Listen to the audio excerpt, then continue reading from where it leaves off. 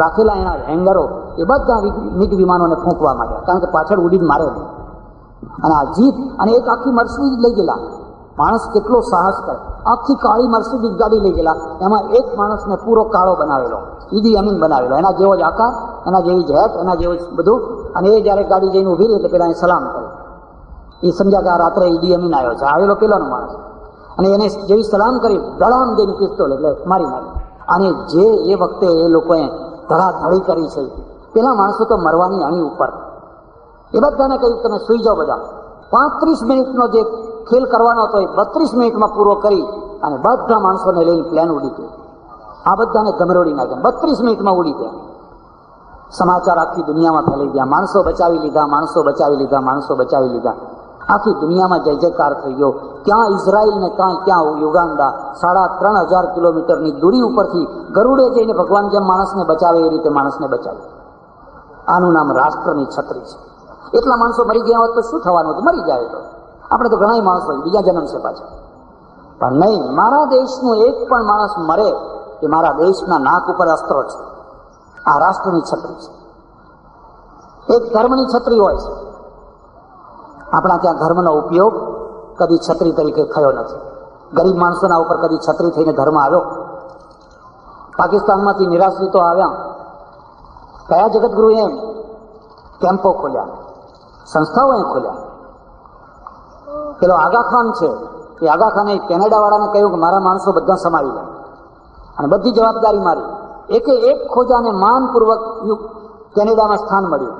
અને આપણા માણસો બિચારા રખડતા ભટકતા, કારણ કે રાષ્ટ્રને કંઈ પડી નથી, કોઈ જવાબદારી લેવા માટે તૈયાર નથી. જે માણસો મુંબઈ ઉતર્યા, એમને ઘેર જવાનું ભાડું ના હોય તો પણ એમની બેગમાંથી જેટલું લૂંટાય એટલું લૂંટી. આપણી વૃત્તિઓ કેવી છે! રાષ્ટ્ર એક છત્રી બનતું હોય છે જ્યારે રાષ્ટ્રાભિમાન જાગે. મેં ઘણી વાર આ દાખલો આપેલો છે, આજે હું તમને ફરી આપું છું. જાપાનનો માણસ અને અમેરિકાની હોટલમાં ઉતર્યો ઘણા વર્ષો પહેલા. અમેરિકાની હોટલમાં ઉતર્યો, બહાર ગયો, બહાર ફરીને આવ્યો, તેની બેગ કાઉન્ટર આગળ પડી ગઈ. પેલા મેનેજરે કહ્યું સોરી, આ બધા ગોરા માણસો વિરોધ કરે છે કે ગોરા સિવાય બીજા કોઈને આમાં ઉતારો ના અપાય, એટલે તમે બીજી હોટલમાં જતા રહો, મારી હોટલમાં તમને નહીં. કલર બાર, રંગભેદ, વર્ણભેદ. પેલો આટલો ઠીંગણો જાપાનીઝ છે, એને કહ્યું કોઈ વાંધો નહીં, ભલે મારી બેગ અહીં પડી તો મને એક ફોન કરવા દો. એને ફોન કરો. એને એના રાજદૂતને ફોન કર્યો વોશિંગ્ટનમાં. કહ્યું મારી બેગ બહાર પડી છે ફૂટપાથ ઉપર અને મને હોટલમાંથી બહાર કાઢી મૂક્યો છે, બોલો મારે શું કરવું? ને પેલા રાજદૂતે કહ્યું તમારે કશું નહીં, હમણાં એમને ઉભા રહો, અને જ્યાં સુધી બીજો ફોન ના આવે ત્યાં સુધી એમને ઉભા રહો. અને રાજદૂતે સીધો ટોકિયામાં ફોન કર્યો, જાપાનમાં. એક જાપાનીઝને હોટલમાંથી બહાર કાઢી અને ફૂટપાથ ઉપર મૂકી દીધો છે. વિદેશ મંત્રાલય, બોલો અમારે શું કરવું? અને વિદેશ મંત્રાલયે કહ્યું ઉભા રહો, પ્રતીક્ષા કરો, હમણાં થોડી વારમાં જવાબ આવે છે. ને વિદેશ મંત્રાલયે આખા દેશના બ્રોડકાસ્ટિંગ ઉપર સંદેશો મોકલ્યો કે આખા જાપાનની અંદર જેટલી હોટલોમાં જેટલા અમેરિકનો હોય બધાને ફૂટપાથ ઉપર મૂકી દો. અમારો સંદેશો મળ્યાની સાથે બધાને ફૂટપાથ ઉપર મૂકી દો. આખા અમેરિકામાં હજારો અમેરિકનો ઉતરેલા, બધા ફૂટપાથ ઉપર. આ શું એમ કે? અને પેલા અમેરિકન રાજદૂતને એક સમય એને કહ્યું, આખો સમાચાર ફરતા ફરતા આવ્યો કે એક જ એનો ઉપાય છે કે મારો જાપાનીઝ જે ફૂટપાથ ઉપર છે એને સન્માનપૂર્વક તમારી હોટલમાં લો, પછી તમારા અમેરિકનો અમારી હોટલમાં લેવાશે, ત્યાં સુધી અમે લેવાના.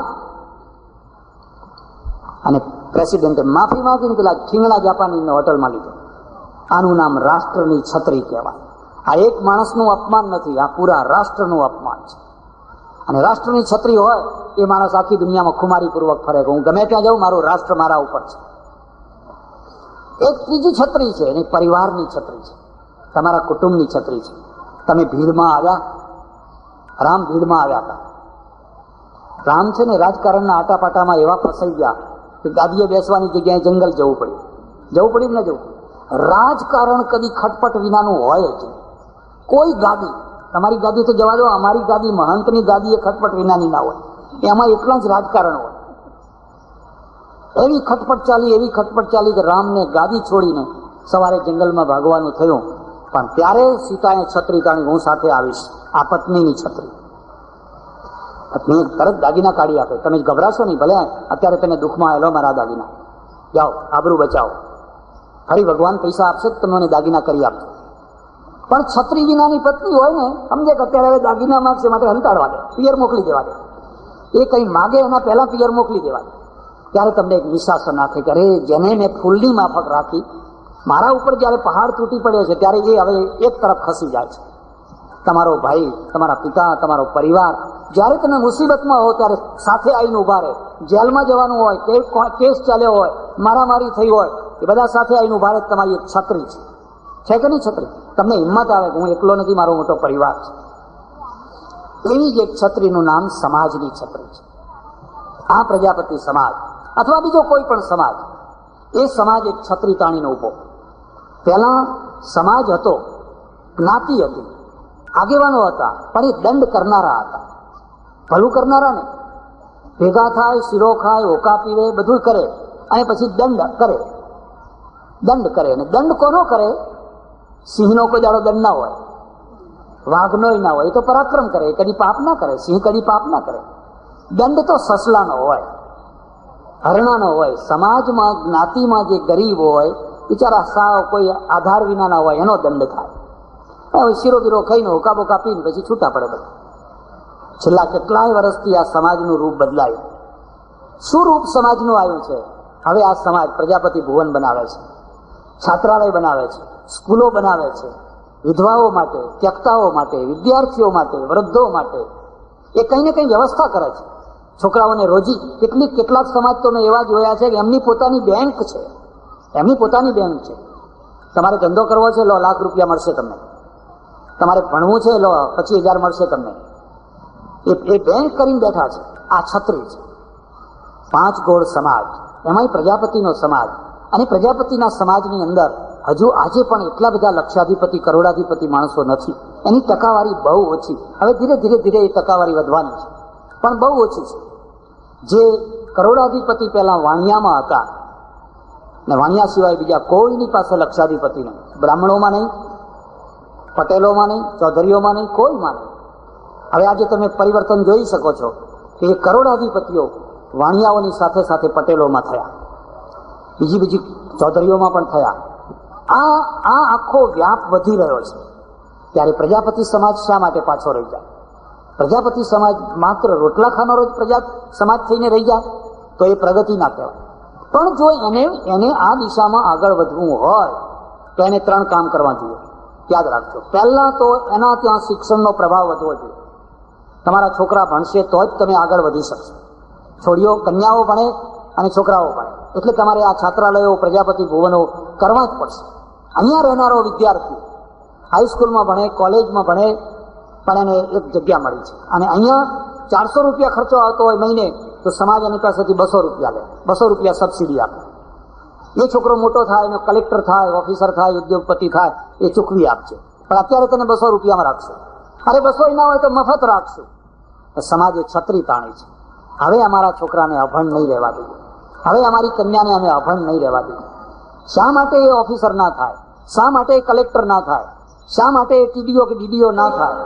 શા માટે એ વકીલ ના થાય? શા માટે એ જજ ના થાય? જો બધા થતા હોય તો એ પણ થઈ શકે.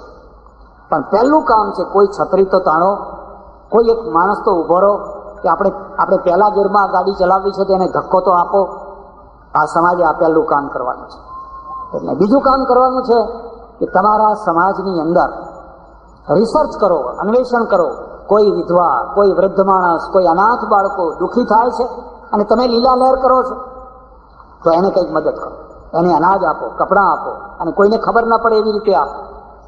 તમારી કોઈ વિધવા સ્ત્રી જેની પાસે કશી મિલકત નથી, આજીવિકા નથી, હવે કોઈના વાસણ ઘસીને જીવન જીવે, કોઈના બંગલાના પોતા કરીને જીવન જીવે, અને તમે ફૂલ ફટાકિયા થઈને ફર્યા કરો અને તમને તમારી વિધવા બહેનની કે એની કોઈ ચિંતા નથી, તો તમે સમાજનું રૂપ હજુ સમજી શક્યા નથી.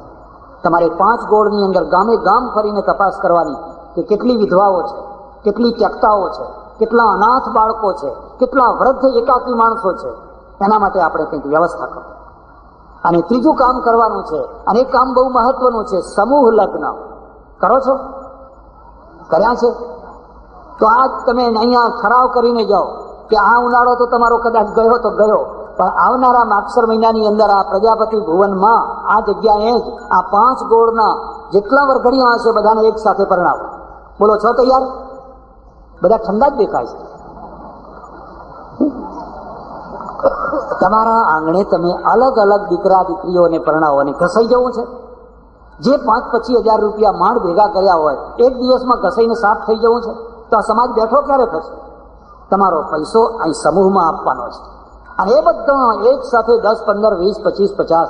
હું હમણાં 2 દિવસ ઉપર કચ્છમાં હતો અને પાટીદાર જેવો સુખી સમાજ, ગરીબ નહીં, 69 વરઘડિયા હતા, 69 વરકન્યા, 69 એક સાથે એટલો ભવ્ય મંડપ, અને એક જ માણસે જમણ આપેલું. 15,000 માણસનો જમણવાર એક માણસે આપ્યો. અને નવાઈએ કે આ 15,000 માણસની રસોઈ આપનારો જે માણસ છે એ નીચે પણ હંતાઈને બેઠેલો, ઉપર નહીં બેઠેલો. મેં કહ્યું મારે એ 15,000 માણસની રસોઈ આપનાર એક માણસનું બહુમાન કરવું છે, ક્યાં છે એને બોલાવો. તો સમજો મંડપ ઉપર અહીં ઉપરથી હમણાં નીકળશે તો કે ના, એ તો કંઈ અંદર બેઠો હશે. એ સંકોચ કરતો આવ્યો. એટલે મેં કહ્યું તારે તો ઉપર બેસવું જોઈએ. મને કે ના બાપુ, આ તો ભગવાનનો પૈસો હતો ને ભગવાનના કામમાં વાપર્યો, એમાં મારે ઉપર બેસીને શું કરવાનું હોય? અને ત્યારે મને એમ થયું ખરેખર આ એક સાત્વિક માણસ છે, આ સંત છે. તમે એક માણસ ખર્ચો ના ઉપાડી શકો તો કંઈ નહીં, પણ બધો 5 ગોળ સમાજ ભેગો થઈને પણ એવો ખર્ચો ઉપાડો ને એવો સરસ મંડપ બાંધો કે તમારા 20-25 વરઘડિયા એક સાથે વગર ખર્ચે અથવા ઓછામાં ઓછા ખર્ચે અહીંયા પરણે આ કામ તમે કરી શકશો? આજે વિચાર કરો. જો આ 3 કામ તમે કરશો તો આવનારા 5 વર્ષમાં તમારો સમાજ ઊંચો આવી જશે.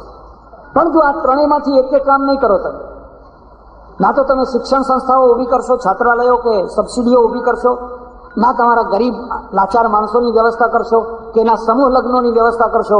હું એકલો ને મારું આંગણું, બસ મારે મારા આંગણે જ બધું કરવું છે, તો તમારો સમાજ ઊંચો નહીં આવી શકે. ત્યારે આ જે સમૂહ આજે ભેગો થયો છે એ એટલા માટે ભેગો થયો છે કે સમાજ સંગઠિત બને, એક બને, અને સમાજનો પૈસો. તમારો સમાજ હજી એટલો બધો પૈસાદાર નથી. બીજા સમાજ બેફામ ગમે એમ ખર્ચા કરે તો ચાલે, પણ તમારા સમાજે તો પૈસાનો વિચાર કરવાનો છે. તો તમારા આંગણે થનારા જે ખર્ચાઓ છે, ખાસ કરીને 12મું કરો છો, હજુ આગળ ચાલવું જ છે, હજુ 12મું ચલાવવું જ છે, ક્યાં સુધી ચલાવવું છે? અરે બધા સમાજોએ બંધ કર્યું અને એમના ગયડાઓ બધા સ્વર્ગે ગયા. તમારા ગયડાઓ જો વગર 12મે ના જતા હોય તો એની જવાબદારી હું લેવા તૈયાર છું. એમના હાથ પકડીને બધાને મૂકી આવીશ કે લો મૂકી આવ્યો તમને, પાવથી જોઈએ તો પાવથી લાવી આપીશ કે ભાઈ સ્વર્ગે પહોંચી ગયા છે. એનું 12મું કરવામાં તમારું 12મું થઈ જાય છે, એનો તો વિચાર કરો. તમારો એ પૈસો સમાજને જરૂર છે. અહીંયા એક રૂમ બાંધી આપો, એનું 12મું જ છે. આ બધી જે કુરૂઢીઓ છે એ કુરૂઢીઓમાંથી છૂટવાનું છે. અને એ તો સમાજ જો આજે ભેગો થયેલો સમાજ વિચાર નહીં કરે તો કોણ આ વિચાર કરશે? એટલે સજ્જનો, આજનો દિવસ તમારા માટે મહત્વનો છે. જો તમે આગળ ડગલું ભરી શકો તો, અને જો ડગલું ન ભરી શકો અને ખાઈ પીને બધા ઘેર થઈ જાઓ તો વળી પાછા એના એ હતા ત્યાં ને ત્યાં તમારી કુરૂઢીઓ બંધ કરવાની છે. તમારા ગોળોને નજીક લાવવાના છે. જો 5 ગોળો તો ભેગા થયા, તો હવે બીજા 5 ગોળોને ભેગા કરો એટલે 5 ના 10 ગોળ થાય. પ્રજાપતિનો એક જ ગોળ, પ્રજાપતિ માત્રનો એક ગોળ, બોલો કરવા તૈયાર છો? ગમે ત્યાં પ્રજાપતિને દીકરી આપો ને ગમે તે પ્રજાપતિની દીકરી લાવો, એક વિશાળ મોટો ગોળ. કારણ કે તમારે મોટું કુંડાળું કરવું છે. નાના ખાબોચિયા થઈને રહેશો તો સુકાઈ જશો, ગંધાઈ જશો. જો વિશાળ થશો તો જ તમારું અસ્તિત્વ ટકશે. જો તમે નાના ખાબોચિયા રહીને રહેવા માંગતા હો તો આ દર્શકભાઈને અહીં આવવાની શી જરૂર છે? એ તો વડોદરાના છે, તમે અહીંના છો. પણ મોટો ગોળ કરવો છે એટલે અહીં આવ્યા છે. આ બધા એટલા માટે અહીં આવ્યા છે. એટલે સજ્જનો, આ 3 વાતોને યાદ રાખજો. શિક્ષણ સંસ્થાઓ ઊભી કરો, એમાં તમારો પૈસો આપો. આ ધર્માદો સાચો ધર્માદો છે. તમારા લાચાર ને અનાથ માણસો હોય એને મદદ કરો, અહેસાન ચડાવ્યા વિના એને મદદ કરો. અને સમૂહ લગ્નોની પ્રતિજ્ઞા કરો કે આવતા વર્ષે તો આપણે સમૂહ લગ્ન કરવા જ છે. જ્યારે અહીંયા પ્રજાપતિ ભવનનું નિર્માણ થઈ રહ્યું છે, અને મેં જે થોડો ઘણો ફાળો સાંભળ્યો અને બીજો ફાળો હજુ વાંચવાનો છે, કારણ કે બધા ઘણા નામ છે ને બોલવામાં ઘણો ટાઈમ લાગે. લોકોની તો ઈચ્છા હોય કે પેલાનું નામ આવ્યું, મારું નામ કેમ ના આવ્યું? એટલે લોકોમાં એક અસંતોષ રહેતો જ હોય છે સ્વાભાવિક રીતે. કાર્યકર્તાઓને થોડી વ્યવહાર કુશળતા પણ દાખવવી પડતી હોય છે. ત્યારે હું પણ મારી સંસ્થા તરફથી આ પ્રજાપતિ ભુવનને 5,000 રૂપિયા આપવાની જાહેરાત કરું. હું ઈચ્છું છું. હું કોઈ મહંત નથી, મારે કોઈ જાગીર નથી. મારે કોઈ કંઠી બાંધેલો શિષ્ય સમુદાય નથી કે ગુરુ પૂનમના દિવસે મારી પાસે ઢગલો થતો હોય, પણ જે 2-5 રૂપિયા મારી પાસે આવે એ હું લઈને સમાજને પાછા આપું છું. મને એક જ રસ છે કે મારા દેશના બધા સમાજો ઊંચા આવે, ખાસ કરીને જે દબાયેલા, કચડાયેલા, કાળી મજૂરી કરનારા જે સમાજના માણસો છે એ હવે ઊંચા આવે. અને એ રીતે પ્રજાપતિ સમાજ પ્રત્યે મને લાગણી છે. અને લાગણીના એક નાના સરખા પ્રતિ, આ કઈ રકમ ના કહેવાય, આ તો બહુ નાની વસ્તુ કહેવાય, પણ એ નાની સરખી રકમ એટલા માટે આપું છું કે એક બહારનો સાધુ આવીને તમને 5,000 રૂપિયા આપી જાય તો તમે તમારા સમાજને આપ્યા વિના જાઓ તો એ કેટલા મોટા શરમની વાત કહેવાય. એટલે તમે પણ તમારી શક્તિ પ્રમાણે જરૂર આપશો અને આપનારને ભગવાન સવાયું બમણું કરીને આપશે એની મને ખાતરી છે. આભાર, ધન્યવાદ, હરિ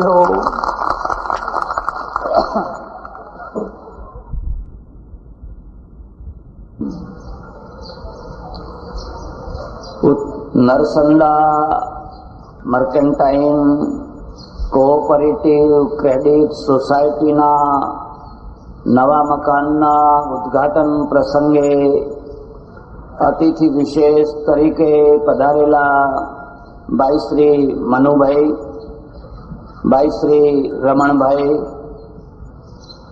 મંચ ઉપર બિરાજેલા બીજા વિશિષ્ટ મહાનુભાવો, બેંકના પદાધિકારીશ્રીઓ, સજ્જનો અને બહેનો, પ્રજાની સમૃદ્ધિના 4 ક્ષેત્રો છે. સમૃદ્ધિ અને દરિદ્રતા 2 છેડાઓ છે, 2 વિકલ્પો છે. તમે દરિદ્ર પ્રજા તરીકે જીવન જીવવા માંગો છો કે સમૃદ્ધ પ્રજા તરીકે? દરિદ્રતા અને સમૃદ્ધિ શાના કારણે આવે છે? કોઈ વ્યક્તિ દરિદ્ર થયો હોય કે આખો દેશ દરિદ્ર થયો હોય, એના નિશ્ચિત કારણો હોય છે. એવી જ રીતે કોઈ પ્રજા સમૃદ્ધ થઈ હોય તો એના પણ નિશ્ચિત કારણો હોય છે. જ્યાં સુધી આપણે એના સાચા કારણોને સમજી ન શકીએ ત્યાં સુધી આખી પ્રજા સમૃદ્ધ ન થઈ શકે. અને આખી પ્રજા સમૃદ્ધ ન થઈ શકે ત્યાં સુધી દેશ છે એક સ્વમાનપૂર્વક જીવનારો દુનિયાનો 1લા નંબરનો દેશ કદી બની ન શકે. પણ એ ચર્ચા પછી કરો. પહેલા જે 4 સમૃદ્ધિઓ છે એને તમે યાદ રાખજો. પહેલી જે સમૃદ્ધિ છે એ સંસ્કાર સમૃદ્ધિ છે. તમારી પ્રજા, તમારો દેશ, તમારા બાળકો, તમારા યુવાનો, તમારા વૃદ્ધો સંસ્કારથી સમૃદ્ધ છે. જો સંસ્કારથી સમૃદ્ધ ન હોય અને ધનથી સમૃદ્ધ હોય તો યાદવા સ્થળી થશે. મહાભારતમાંથી એક સમજવા જેવી વાત છે કે જે કૃષ્ણે પાંડવોનો ઉદ્ધાર કર્યો એ કૃષ્ણ યાદવોનો ઉદ્ધાર ન કરી શક્યા. જે ગાંધીજીએ આખા દેશનો ઉદ્ધાર કર્યો એ ગાંધીજી પોરબંદરનો ઉદ્ધાર ન કરી શક્યા. પાંડવો ગરીબ હતા, વનના માર્યા ફરતા હતા, પાસે પૈસો નતો, વિપત્તિઓનો પહાર નતો. કૃષ્ણે એમનો ઉદ્ધાર કર્યો. યાદવો સોનાની દ્વારકામાં રહેતા હતા, સુવર્ણની છલમછલા ચાલતી હતી, પણ યાદવોનો ઉદ્ધાર કૃષ્ણ ન કરી શક્યા.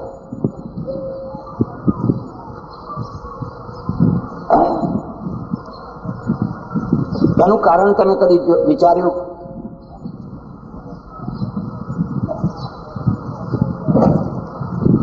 યાદવો પાસે શું ખૂટતું હતું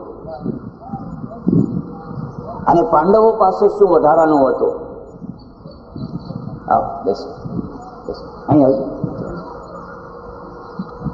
પાંડવો પાસે સંસ્કાર હતા, યાદવો પાસે સંસ્કાર નતા. સંસ્કાર નતા એટલે એકબીજાની મસ્કરી કરતા હતા. આ વાતને યાદ રાખજો. જ્યારે આર્થિક સમૃદ્ધિ આવે તેની સાથે કેટલાક અનિવાર્ય દૂષણો આવતા હોય છે. અનિવાર્ય દૂષણો આવતા હોવા છતાં પણ આર્થિક સમૃદ્ધિને આપણે વિરોધી ના થઈ શકીએ, કારણ કે ગરીબાઈ જેવું કોઈ દુઃખ નથી. દારૂણ દુઃખ દરિદ્રતા. પ્રજામાં જ્યારે આર્થિક સમૃદ્ધિ આવે એટલે સૌથી પહેલામાં પહેલો દોષ તો વ્યસનનો આવે. જેમ જેમ પૈસો વધે એમ એમ વ્યસન વૃત્તિની વૃત્તિ વધે. અને વ્યસન કરી એટલું નથી આવતું હોય, વ્યસનની સાથે બીજા આપોઆપ દોષો આવતા હોય છે. યાદવો વ્યસની થયા, ઉચ્છૃંખલ થયા, બીજાનું અપમાન કરનારા થયા, દ્વારકાનું પતન થયું. સોનાની લંકા રામના દ્વારા રગદોડાઈ, પણ સોનાની દ્વારકા યાદવોના દ્વારા નષ્ટ થઈ. દ્વારકા ઉપર બહારનો કોઈ માણસ ચડે ને તો બહારની સાથે કોઈ યુદ્ધ નતું કરવું પડ્યું, પણ યાદવો હોય સોનાના ભારને ઉપાડી ન શક્યા, એને જીરવી ન શક્યા, અંદર અંદર કપાઈ પડ્યા. એટલે આ પહેલી વાત યાદ રાખજો. ચાર જે સમૃદ્ધિઓ છે એમાંની પહેલી સમૃદ્ધિ સંસ્કારની સમૃદ્ધિ છે. તમે પોતે સંસ્કારી છો, તમારા ગામમાં સંસ્કાર છે, તમારા બાળકો સંસ્કારી છે. પરદેશની વાત કરું, એકવાર હું જર્મનીના ટ્રેનમાં યાત્રા કરું. ફર્સ્ટ ક્લાસનો ડબ્બો, કેબિન, હું ને એક હોંગકોંગનો ચાઇના, બે માણસ બેઠેલા. ટ્રેન જાય પૂરપાટ. એટલામાં વિદ્યાર્થીઓનું ટોળું આવ્યું. હાઈસ્કૂલના વિદ્યાર્થીઓ ટૂરમાં નીકળેલા એ બધા ટ્રેન ઉપર ચડી ગયા અને અમારી કેબિનમાં બે ત્રણ છોકરાઓ, એક બે છોકરીઓ આવી અને ટોટ ટપાટ ધળ તપાટ કરવા લાગ્યા. આપણે બધા ટેવાયેલા માણસો હોય બરાબર, પણ એમાં એક છોકરાએ સિગરેટ સળગાવી અને નોન સ્મોકિંગ ઝોન હતો, બીડી ના પીવાય એવો એક ડબ્બો હતો. મેં વિચાર કર્યો કે આપણા દેશમાં તો બધું લખ્યું જ હોય છે, ધૂમ્રપાનની સખત મનાઈ છે અને ડ્રાઈવરે પીતો હોય છે, કંડક્ટરે પીતો હોય છે, બીજા પીતા હોય છે, એટલે કઈ એનું કઈ મહત્વ નહીં, કઈ બોલવું નથી. અને મને બહુ કડવા અનુભવ થયેલા પહેલા, એટલે હું તો કશું બોલ્યો નહીં. પેલું ચાઇનીઝ હતો એને મને કહ્યું, જો આ લોકો સિગરેટ પીવે, મેં પીવા દે ને. એને કે ના ના પીવા દેવાય. મેં બોલ ક્યારે? એને કહ્યું કે એ મિસ્ટર, આ તો નોન સ્મોકિંગ ઝોન છે, સિગરેટ, તમે અહીં સિગરેટ કેમ પીવો છો? આટલું કહ્યું એની સાથે જ એક છોકરા તરત જ બધા બહાર નીકળી. હું વિચારમાં પડી ગયો કે મારા દેશના છોકરાઓને જો આવું કહ્યું હોય તો બહાર ના નીકળે, એ તરત જ પ્રતિક્રિયા કરે. અને એમની પ્રતિક્રિયા કેવી હોય એ કઈ કહી ન શકાય. આ બંનેમાં ફરક છે. જુવાની એનર્જી તમારા શરીરમાં હોય એ તો હોવી જ જોઈએ. એવું ના ઈચ્છીએ કે માંદલા ફિક્કા નખાઈ ગયેલા જુવાનો ફરતા હોય, ડાચા બેસી ગયા હોય, એવું નહીં. તો દેશ મરી ગયો. આપણે એવી ઈચ્છા રાખીએ, થનગનતું લોહી હોય, એમના શરીરને ફોટો પાડવાનું મન થાય, એટલું સુંદર શરીર હોય, પણ એની સાથે એટલા સંસ્કાર હોય. જો એ સંસ્કાર નહીં હોય તો આ એનર્જી છે, એ એનર્જીને બરબાદ કરનારી એનર્જી બનશે. એટલે એક સંસ્કારની સમૃદ્ધિ હોય છે. એ તો બધા બેસે.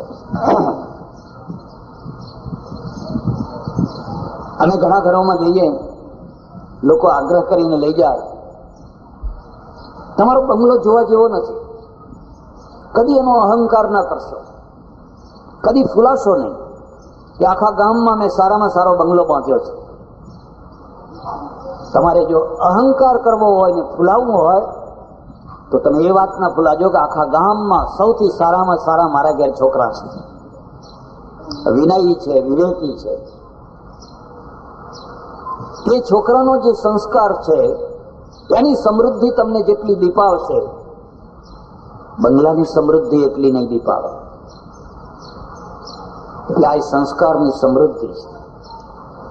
ગાંધીજીએ બહુ મોટા પ્રયત્ન કરેલા કે આ સમૃદ્ધિ દીપી ઉઠે, પણ આપણે જાણીએ છીએ કે છેલ્લા કેટલાય વર્ષોની અંદર આ દેશ એકદમ અરાજકતાના રવાડે ચડ્યો છે. અને એ અરાજકતા યુવાનોમાંથી નથી આવી, એ અરાજકતા લોકસભામાંથી આવી છે, વિધાનસભામાંથી આવી છે. જે ચૂંટાયેલો ક્રીમ વર્ગ છે એ ત્યાં જઈને જે તોફાનો કરે છે, એટલા તોફાનો તો કોલેજના છોકરા નથી કરતા. કોલેજના છોકરાઓને કાઢવા માટે પોલીસ નથી બોલાવવી પડતી, મને તો ઊંચકીને બહાર કાઢવા પડે છે.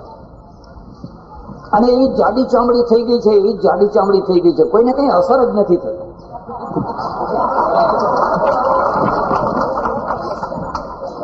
તમે કઈ જગ્યાએ છો, તમારું મહત્વ સમજો, તમારું ગૌરવ સમજો. વિઠ્ઠલભાઈ પટેલ જયારે પાર્લામેન્ટના અધ્યક્ષ બન્યા હતા, અંગ્રેજોનો સમય હતો અને અંગ્રેજોએ વિઠ્ઠલભાઈને અધ્યક્ષ બનાવ્યા, સ્પીકર બનાવ્યા. એ માણસે જે ડિસિપ્લિન રાખી અને એ વખતે જે ડિસિપ્લિન રહી, જે વ્યવસ્થા રહી, આજે ત્યાં અધ્યક્ષનું કોઈ માન નહીં, કોઈનું કશું માન નહીં. પણ એ ચર્ચા નથી કરી. એક પહેલી વાત, સંસ્કારની સમૃદ્ધિ એ પાયાની સમૃદ્ધિ છે. એના ઉપર બીજી સમૃદ્ધિઓ ટકતી હોય છે. પછી બીજી સમૃદ્ધિ છે એ જ્ઞાન સમૃદ્ધિ છે. તમારા દેશમાં જ્ઞાનથી જેમ આંબો લચી પડ્યો હોય તેમ વિદ્વાનોથી દેશ લચી પડ્યો છે. તમારો દેશ વિદ્વાનોનો દેશ છે. વિદ્વાનોની કદર કરે છે, વિદ્વાનોનું માન સાચવે છે. દર વર્ષે તમારા દેશમાંથી કેટલા લોકો નોબેલ પ્રાઇઝ લે છે, કેટલા બીજા ઇનામો લે છે. આ તમારી સમૃદ્ધિ છે. તમે વિજ્ઞાનમાં કેટલા પ્રકરણ ઉમેરો છો, જ્ઞાનમાં કેટલા પ્રકરણ ઉમેરો છો.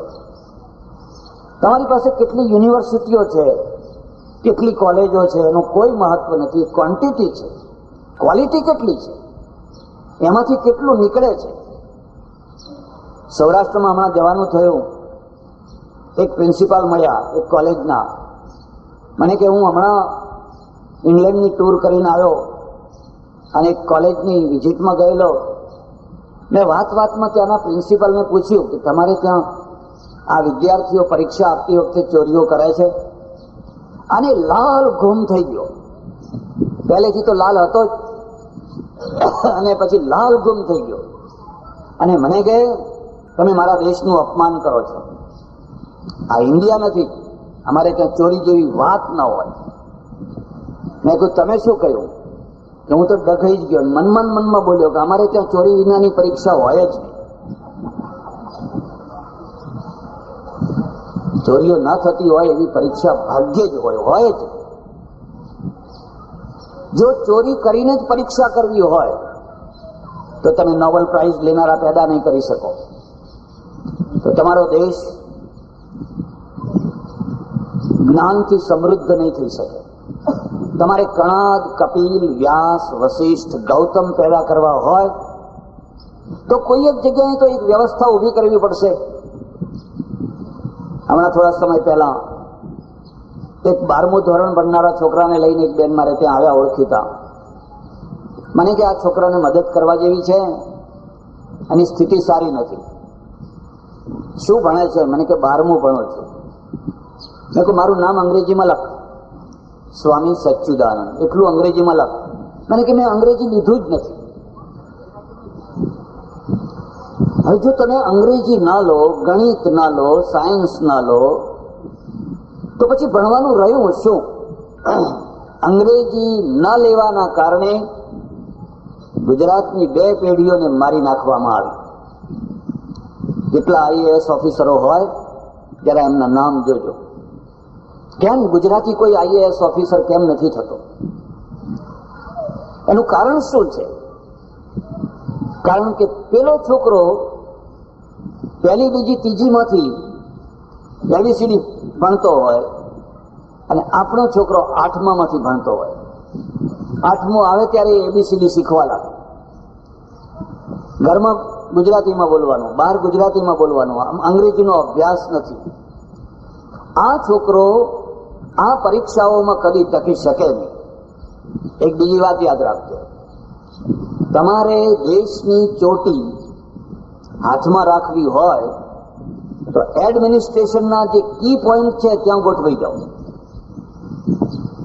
જો એડમિનિસ્ટ્રેશનની જે કી જગ્યાઓ છે એમાંથી એક પણ જગ્યાએ તમે નહીં ગોઠવાયા હોવ તો તમારું શોષણ થવાનું. તમે વેપારી હશો તો શોષણ થશે, તમે ખેડૂત હશો તો શોષણ થશે, તમે જે કંઈ હશો તમારું શોષણ થશે. એડમિનિસ્ટ્રેશન છે એના જે કી પોઈન્ટ છે ત્યાં જે માણસ હશે એ આખા દેશનું હેન્ડલિંગ કરશે. તમે ત્યાં માણસ મોકલી નથી શકતા. મને કે મેં અંગ્રેજી લીધું નથી.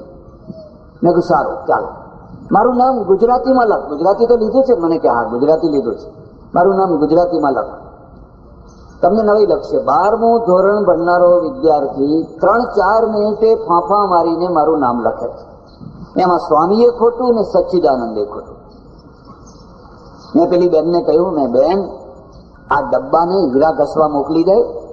નકામા કોલેજમાં આંદોલન કરવા, તોફાન કરવા માટે આવા છોકરાઓ ભેગા કરવાની જરૂર નથી. આ દેશમાં આવનારા વર્ષોની અંદર સૌથી મોટો પ્રશ્ન કયો ઉભો થવાનો છે? જે સર્ટિફિકેટ ધારીઓ છે, ભણેલા નથી કહેતો, વિદ્વાનો નથી કહેતો, પણ જેમને સર્ટિફિકેટ મળેલા છે એવા માણસોને તમે નોકરી આપી શકવાના નથી. અને એમાંથી મોટો પ્રશ્ન ઉભો થવાનો છે. એને 10મામાંથી વાળી નાખો. એ 10મા ધોરણમાંથી જ એમને ઉદ્યોગ ધંધા તરફ વાળી નાખો. ટેકનિશિયન બનાવો, ફલાણું કરો, ફલાણું કરો. કોલેજ અને યુનિવર્સિટીની અંદર તો માત્ર પ્રતિભાશાળી વિદ્યાર્થીઓ જ જવા જોઈએ. માત્ર પ્રતિભાશાળી, કે કોઈ પણ નાતના હોય, કોઈ પણ જાતના હોય. નાત જાત સાથે કોઈ સંબંધ નથી. જો વધારે પડતો કચરો ત્યાં ભેગો થયો તો એક તરફ તો એનું સ્ટાન્ડર્ડ નીચું કરશે અને બીજી તરફ અવ્યવસ્થા ઊભી કરશે. અને અવ્યવસ્થાને તમે પહોંચી નહીં શકો. એટલે બીજી જે સમૃદ્ધિ છે એ જ્ઞાનની સમૃદ્ધિ છે. આપણા ધર્મશાસ્ત્ર વાંચજો, એમાં કેટલીક બહુ સરસ વાતો લખેલી છે. એક રસ્તા ઉપર સામેથી માણસો આવતા. પેલા છોકરા પણ જરા સામે, મને મારું ધ્યાન ત્યાં ખેંચાય, ગડબડ ના કરે. એક રસ્તો હોય અને રસ્તામાંથી માણસ આવતો હોય અને સામે માણસ જતો હોય તો કોને કોને રસ્તો આપવો એની વ્યવસ્થા સૂચવાઈ છે. એમાં લખ્યું છે કે તમે નગર શેઠ હો કે તમે રાજા હો, પણ સામેથી જો વર રાજા આવતો હોય તો એને રસ્તો આપો. વર રાજા, એક દિવસનો રાજા, એનું માન કરો. કોઈ દિવસ ઘોડે ચડેલા માણસનું અપમાન ના કરશો. અરે એક દિવસનો રાજા છે, પછી કાલથી તો જે થવાનું એ થવાનું, પછી દાંતિયા કરવાના જ છે. પણ એક દિવસ એનું સન્માન સાચવી લો, એને રસ્તો આપો. બીજું લખ્યું, સામેથી રાજા આવતો હોય તો એને રસ્તો આપો. ત્રીજું લખ્યું, ભાર ઉપાડેલો મજૂર આવતો હોય તો ખસી જાવ, એને રસ્તો આપો.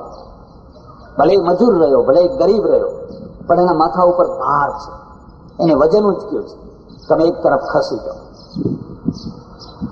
સામેથી મળદું આવતું હોય તો એક તરફ ઉભા થઈ જાઓ, એને સલામ કરો, એને પ્રણામ કરો. કોઈ જાણતા અજાણતા ગમે તેનું મળદું હોય, એક દિવસ મારે આવી રીતે જવું પડશે. કોઈ ઢોલ વગાડીને જશે, કોઈ કેવી રીતે જશે, કંઈ કહી ન શકાય. પણ આ સ્થિતિ સૌની છે, એનું સન્માન કરો, એક તરફ ઉભા થઈ જાઓ. મુસ્લિમો પાસેથી આ વાત શીખવા જેવી છે. એ અજાણ્યું મળતું જતું હોય તો જઈને ખભો આપી આવશે. આપણે ખભો તો ન આપી શકીએ, કારણ કે આપણા સાથે એટલી બધી આભડછેટ વળગાડી દીધી છે, અભડાઈ ગયા. બસ વાત વાતમાં અભડાઈ ગયા. તમારો એક ઓળખીતો માણસ મદ્રાસમાં રહેતો હોય અને એના ત્યાં બાળક જન્મ્યું હોય તો અહીં આભડછેટ આવી જાય, અહીં સૂતક આવી જાય. અમારી બહેનો ઘણી ઠાકોરજીને નવડાવાય કે ના, ઠાકોરજીની પૂજા થાય કે ના થાય, ઠાકોરજીને સૂતક ના લાગે, ભલા થાઓ. આ બધા રોગોથી છૂટો, આ બધી બીમારીઓથી છૂટો. એટલે કે એને બાળક જન્મ્યું કે મરી ગયો કોઈ, એમાં અહીંયા તમારે ક્યાંથી સૂતક લાગે? એ એકાદ દિવસ હોય તો 10-10 દિવસ સુધી પાડવા. હમણાં એક સજ્જનના ત્યાં જવાનું થયું, બહુ મોટા માણસ, આખા જિલ્લા પંચાયતના અધ્યક્ષ, એમના ભાઈ ગુજરી ગયેલા, ઓળખીતા હતા. ગયો, આખા ઘરના જેટલા માણસો હોય બધાના માથા મોડાવી નાખેલા. એમણે મોડાવેલું, બધાએ આવડા છોકરાએ મોડાવેલું, જુવાનિયાઓએ મોડાવેલું, બધા મોડાવેલા માથા વાળા. ને અમે માથા મોડાવીએ એટલા થોડા છે? તમારા સૂતક તો અમે બધા ઉતારીએ છીએ, એટલું ઓછું છે.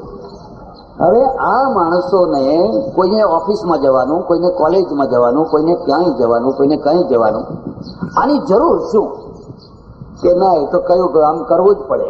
તમે કહું, તમને કહું છું, હવે ફરી આવી ભૂલ ના કરશો. જે મરવાનો હતો એ માણસ મરી ગયો, એમાં તમારો ચહેરો બગાડવાની કોઈ જરૂર નથી, બહેનોના ચહેરો બગાડવાની એ કોઈ જરૂર નથી. એથી કઈ એની સદગતિ નથી થવાની, એથી એનો કઈ મોક્ષ નથી થવાનો.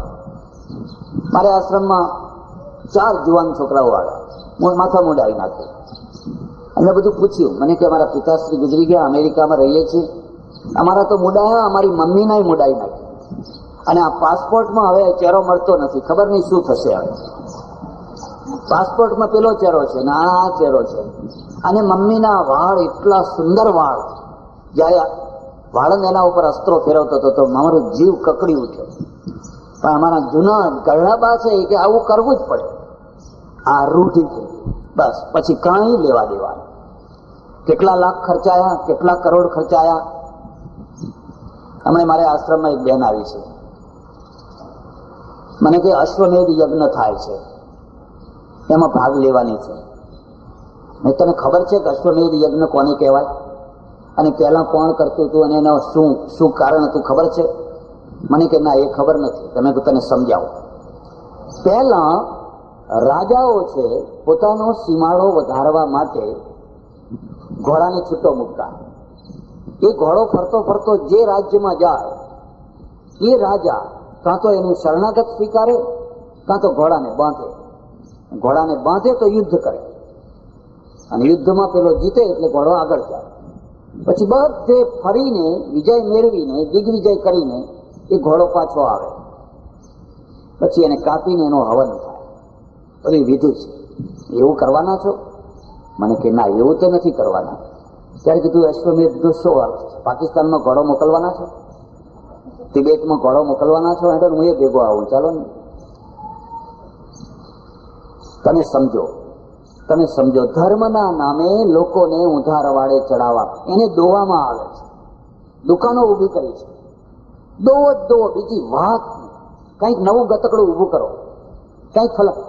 હમણાં તમને ખબર હોય તો ગયા વર્ષે કેરાલામાં એક પુત્રેષ્ટિ યજ્ઞ શરૂ કર્યો. જેને સંતાન ના થતા હોય એમને સંતાન થશે, કોઈને થયા જ નહીં તો ભગવાન જાણે. પણ આવું કંઈક ને કંઈક કર્યા કરો. એટલે હું ઘણી વાર લોકોને ખાસ કરીને શું આપણે આવો દેશ બનાવવો છે? તમારે આવું ગામ બનાવવું છે?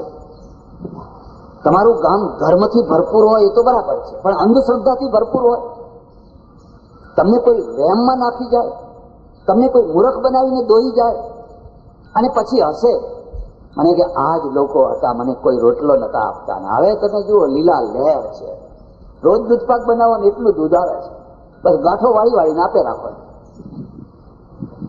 એટલે એક જે સમૃદ્ધિ છે એ જ્ઞાન સમૃદ્ધિ છે, અને જ્ઞાન જેમ જેમ વધે એમ એમ દેશ છે તેજસ્વી થાય. જાપાન કેવો છે, ઇઝરાયલ કેવું છે, તમે જઈને જુઓ. મેં તો જોયું, અને કોઈ જગ્યાએ ધૂણતો ભૂવો ના જોયો.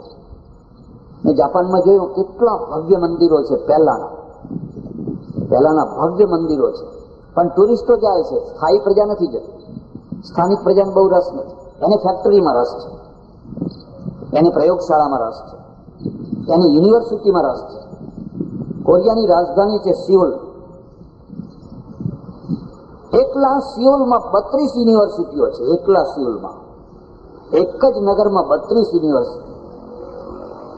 અને હું વિચાર કરું કે આપણાથી એ પાછળ આ લોકો હતા, કેટલી ઝડપથી આગળ નીકળી ગયા. કોઈ ભિખારી જોવા ના મળે, લાંબો હાથ કરીને આપો મા બાપ, આપો મા બાપ. કોઈના ઉતરેલા ચહેરા નહીં, કોઈના નિસ્તેજ આંખો નહીં, બધા તેજસ્વી ફરતા હોય. આપણે આવો દેશ નથી બનાવવો, અને આવો દેશ બનાવવો હોય તો એના કારણો તો તપાસ કરવા પડશે. આપણે કેમ આવા નથી થઈ શકતા? આપણી શક્તિ ક્યાં વેડફાઈ જાય છે? આપણે ક્યાં વળી જઈએ છીએ? અને શા કારણે આપણે ગરીબ રહીએ છીએ? એટલે મારા દેશને સાચા જ્ઞાનની જરૂર છે. એવું જ્ઞાન જે ધર્મનું જ્ઞાન આપે, વિજ્ઞાન આપે અને તમારી નોંધ લેવાય એવું જ્ઞાન. એ જ્ઞાન સમૃદ્ધિ છે. બહુ પ્રાચીન કાળમાં તમારો દેશ જ્ઞાનમાં સમૃદ્ધ હતો. તમારો દેશ સંસ્કારમાં સમૃદ્ધ હતો.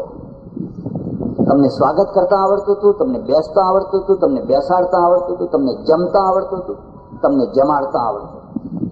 મને કહેતા શરમ આવે છે, પણ આજે આપણને થૂંકતા નથી આવડતું. આપણને આજે થૂંકતા, ક્યાં થૂંકવું ને ક્યાં ના થૂંકવું એની પણ આપણને ખબર નથી. અને આટલી બધી સપ્તાહો કરનારા હોય એમને પરમાત્માની વાત તો કરે છે, પણ કાગળનો ટુકડો ક્યાં નાખવો, કચરો ક્યાં નાખવો, ક્યારે ઘોંઘાટ ના કરાય, ક્યારે બોલાય નહીં, એમાંની કશી વાત. મેં પોતે જ ઘોંઘાટ કરતા હોય. અમારા શિબિરોના પોસ્ટરો તમે જોશો તો જે જગ્યાએ ના લગાડવા જોઈએ એ જગ્યાએ પોસ્ટરો લાગેલા હોય છે. એક બોર્ડ ઉપર લખ્યું હોય ઉત્તર સંધા 5 કિલોમીટર, એના ઉપર પોસ્ટર લગાવી દે શિબિર ભરો, પણ આ ઉત્તર સંધાનું શું કામ ઢાંકો છે? આ નરસંધાનું શું કામ ઢાંકો છે? જે બોર્ડ જોવાના છે એ બોર્ડ ઉપર તો પોસ્ટરો ના લગાવાય, એટલું તો સમજો. નથી, આ વાત આ ખોટી વાત છે. ઊંધા રવાડે દેશને ચડાવવામાં આવી રહ્યો છે. એક જ્ઞાનથી સમૃદ્ધ દેશ હોય, સંસ્કારથી સમૃદ્ધ દેશ હોય. ત્રીજી જે સમૃદ્ધિ છે એ નીતિની સમૃદ્ધિ છે. આ શબ્દને યાદ રાખજો, પ્રામાણિકતાની સમૃદ્ધિ. અમે નેપાળ ગયા ઘણા વર્ષો પહેલા, આખી બસ લઈને, અને જંગલમાં બસ બગડી, સાંજ પડી ગઈ. વીરગંજ ઠેઠ સ્પેર પાર્ટ લેવા માટે ગયા, રાત રોકાવાનું હતું. 25-30 સ્ત્રીઓ, 25-30 પુરુષો આ જંગલમાં કોઈ લૂંટી લે, કોઈ મારી નાખે તો ખબર ના પડે. શું કરવું? 4-5 ઝોંપડા. મેં એમને વાત કરી, ભાઈ અમારે અહીં રાત રોકાવું પડશે. મને કે આ ખેતર તો વીંછીઓનું ખેતર છે, વીંછીનું ખેતર છે. એમાં એટલા બધા વીંછી છે કે એમાં રહેશો તો રાત્રે તમને કરડશે, 5-10 માણસોને ચટકા ભરશે. અમે નથી ઉતરતા રાત્રે. અને અમારા ઘરે એટલા નાના અને ઝોંપડા. બાકીનું પ્રવચન આગળની કેસેટમાં છે, નંબર જોઈ લેવો. દોષીઓને રખાવી, વિશ્વાસ મૂક્યા વિના છૂટકો નતો. અને મેં બધાને ખેતરમાં સુવાય, વચ્ચે સ્ત્રીઓ ને ચારે તરફ પુરુષો. અને ભારતીય